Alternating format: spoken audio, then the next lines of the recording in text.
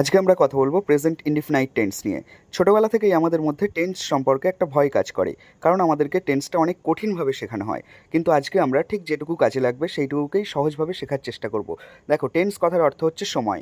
Present indefinite tense, present indefinite tense কখন হয়? বর্তমানকালে কোনো কাজ হয় বোঝালে, চিরসত্য বোঝালে, অথবা অভ্যেসগত সত্য বা নিত্য সত্য বোঝালে, অর্থাৎ যা কিছু চিরকাল সত্য আর যা কিছু আমার অভ্যেস, তাই হচ্ছে প্রেজেন্ট ইনডিফিনাইট টেন্স। যেরকম the sun rises in the east, দেখো এটা কিন্তু একটা চিরসত্য, সূর্য পূর্ব দিকে ওঠে। একইভাবে everyday I go to school, প্রত্যেক দিন আমি স্কুলে যাই, এটা কিন্তু আমার একটা অভ্যেস, এটা আমার একটা অভ্যেসগত সত্য। একটু ভালোভাবে লক্ষ্য করলেই দেখতে পারবে, সাবজেক্ট যদি থার্ড পার্সন সিঙ্গুলার নাম্বার হয় তাহলেই কিন্তু মেন ভার্বের সঙ্গে এস বা ইএস যোগ হয়। ঠিক যেরকম দ্য সান, এটা কিন্তু থার্ড পার্সন সিঙ্গুলার নাম্বার, সেই কারণে রাইজ ভার্বের সঙ্গে এস যোগ হয়েছে। এই টেন্সের গঠন কি? Subject plus main verb plus object. আশা করি বুঝতে পেরেছো।